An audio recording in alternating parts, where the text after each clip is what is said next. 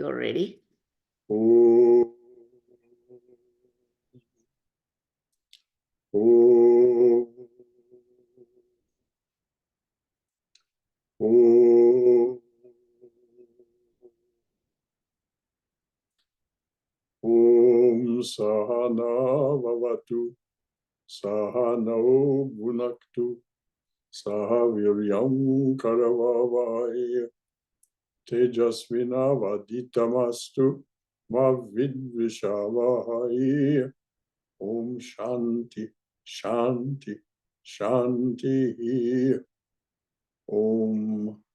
May the divine being look over us lovingly as a mother and father. May the divine being support and nourish us as a mother and father.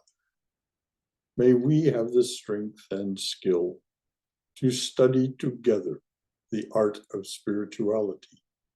May no misunderstandings arise amongst us. Om, peace, peace. Peace be unto thee, unto us, and to all your beloved children everywhere. Dear one, make it so. So, namaste and good evening.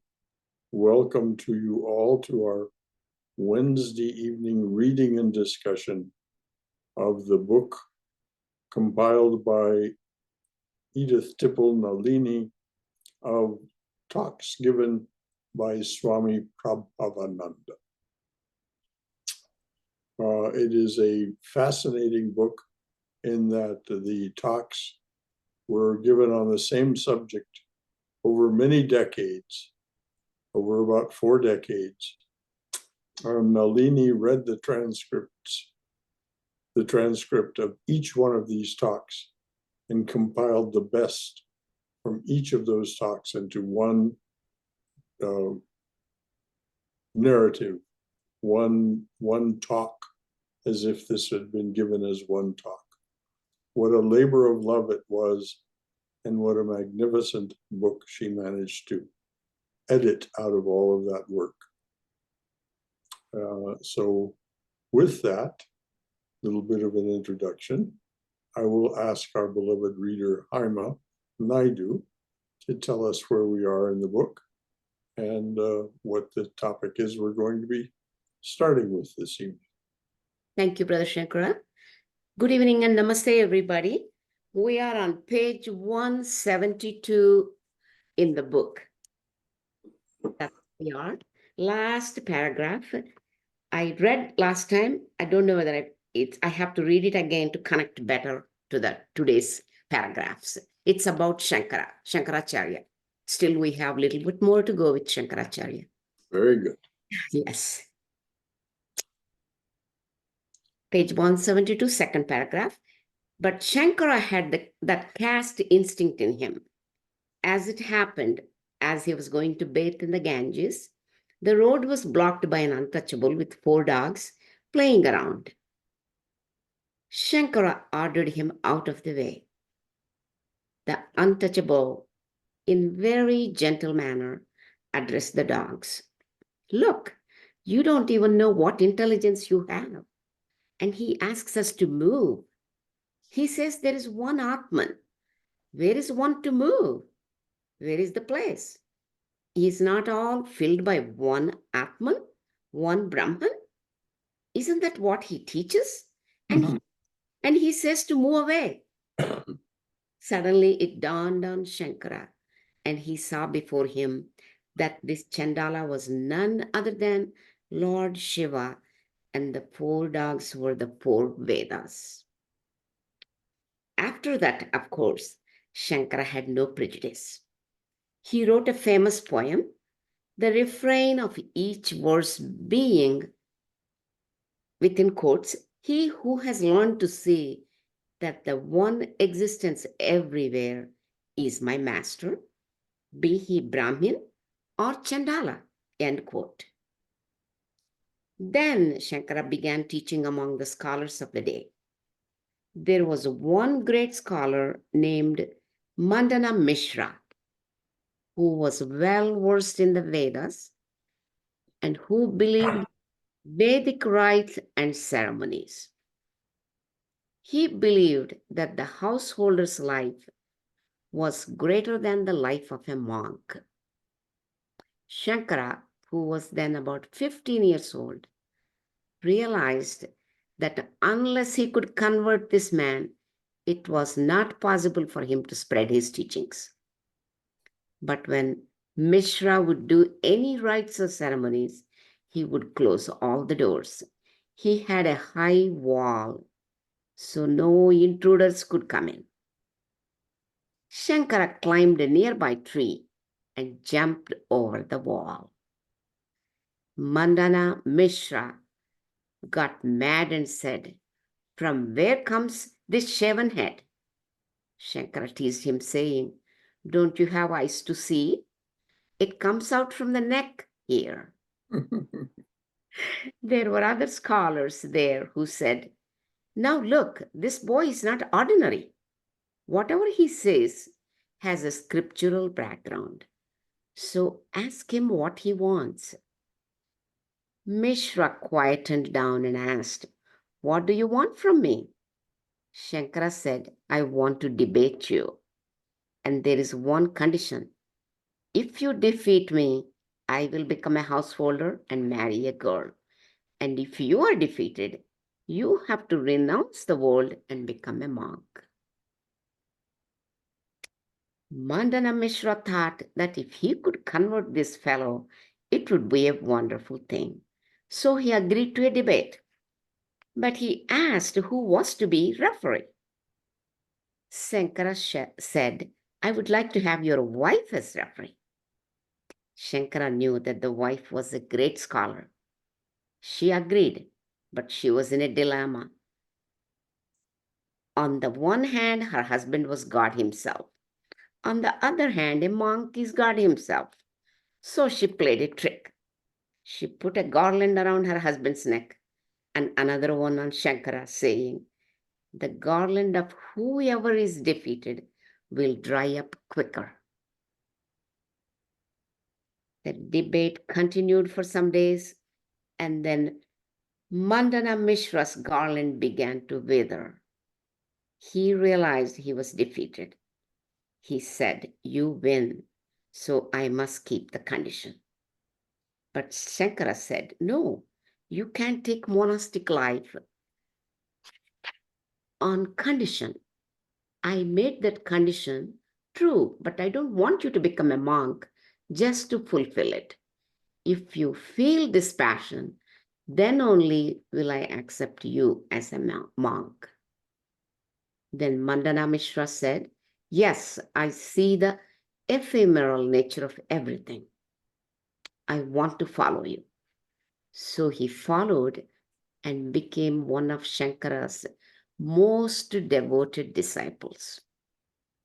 His annotations of Shankara's commentaries are very famous. They are known by the name of his wife, Bharati.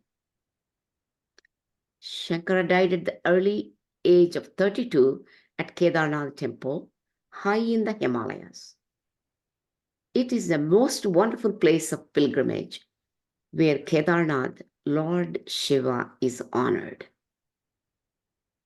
In his short life, Shankara organized what is named today as the Dashanami monastic order. Monks existed from Vedic times, but they were independent. There were only guru and disciple, but no organized monastic order. All monks of the Ramakrishna order belong to one such order. They are differently named. Puri, Bharati, Saraswati, of Shankara, and so on. We are Puri. My full title is Swami Prabhavananda Puri, because we come from Totapuri, you see. Then he established 4 monasteries in the 4 corners of India. Every monk is supposed to visit all these places of pilgrimage, but most monks don't visit all 4. They leave out one with the expectation that at the moment of death, they will think that they have to go there and they will think of the Lord. Mhm. As I have often told you, there are 4 Mahavakyas, or great sayings. Tat Tvamasi, that thou art. Aham Brahmasmi, that is, I am Brahman. I am Atma Brahma. This Atman is Brahman. Prajnanam Brahma. Pure consciousness is Brahman. Every monk is given one of these Mahavakyas, and there is a special Mahavakya for each order. Shankara based his whole truth upon these Mahavakyas. These are the sayings of the Upanishads, who hold the same idea that the self, the true being in man, is one with the divine. In other words, behind this appearance, there is one divinity, one Atman. Any comments, Brother Shankara, or you want me to go on? Well, we just need to keep firmly in mind Yes. that behind all the appearance, there is only one pure consciousness, one divine being, one Atman. And whatever we are and whatever we manifest is according to what those 4 Mahavakyas, those great sayings. So this is the goal of our spiritual quest, our eternal quest, to discover our unlimitedness, our lack of limitation. It seems to us as embodied beings and so on. We know all these words about seeming to be limited. And yet we study over and over from the great teachers, whatever their name may be, that it is simply not so.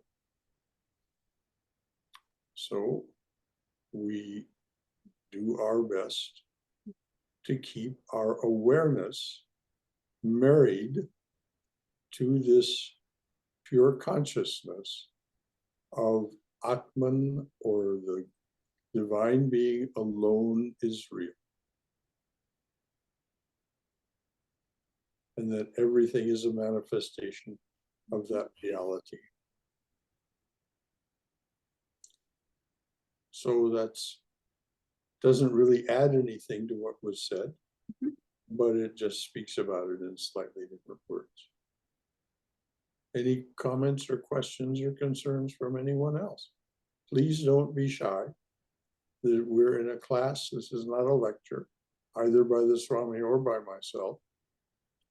So please speak up if there's something that you want to have said from your own wisdom or experience about any of these things, or any concern or question that you'd like clarification. Brother Shankara, this reminds me, I haven't read Course in Miracle, but I have read Marianne Williamson's book about Course on Miracle. It reminds me of, nothing unreal exists and nothing real can be heard. So that I am enjoining those two, like the real in Course in Miracle is probably Atman. And that's what Jesus was probably communicating through channeling. Oh, of course. I agree with you 100% in both instances.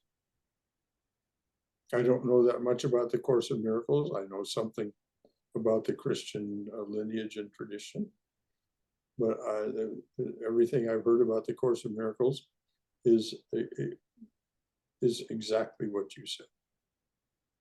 So wherever we find our heart inclining, Dive deep, whatever you do. Don't coast along on the surface. If you decide you want to pursue the Course of Miracles, do it with a right goodwill and find what there is to find there. And of course, if you decide to be a follower of Christ, all you have to do is accept his and Mary's invitation, and they will lead you on into, you ask for their guidance, their love and their protection, and you can see what, how many wonderful saints. We need to, maybe Cindy can cut him off or something. Well, I don't know. I don't know who it was or why they were. That person is there, iPad DOS, iPad OS, iPad DOS, there it is. Oh, he's gone, yeah. Oh, it's there. He's still there. Well, Yes. Well, he's not saying anything, so yeah. leave it be. All right, let's go on with our, Okay. people get unpleasant notions in their minds about Times. the Yeah. necessity to interrupt something that they don't understand or disagree with. Right. Okay. I'll move on then, Brother Shankara. Please do. Shankara's literary output was tremendous. He commentaries on the Upanishads, on the Bhagavad Gita, on the Brahma Sutras, and then many original works, including Viveka Chudamani and Upadesha Sahasri, the 1,000 verses on the teachings of Advaita, non-dualism. People don't know that he was also a great devotee. He wrote many prayers, including a prayer to the Divine Mother and one to Shiva. Many of his prayers, as well as many minor works, are chanted by devotees in India. Of course, Shankara preached no new doctrine, no new philosophy, no new creed, but he was the greatest propounder of non-dualistic philosophy, which is the main principle in the teachings of the Upanishads. It is believed by many that Shankara said that which has been taught in hundreds of scriptures, I shall speak in half a line. Brahman is real. This universe of appearance is unreal. The jiva, the so-called individual, is no other than Brahman. End quotations. So this is a translation into his own words of those four Mahavakyas. The four Mahavakyas all say exactly that. That's right. And so this, it just remains for us to be aware and abide in the awareness that our reality, the seeming of our reality and the phenomenal universe in which we exist and interact are provisional. They arise, persist a while, and pass away, which is the definition within this context of unreal. Nothing that is real is anything other than eternal, changeless, and infinite. That's the only reality. So we take everything else and put it in its proper perspective against that frame of reference of infinitude, changelessness, and timelessness. Any comments or questions from you? All right.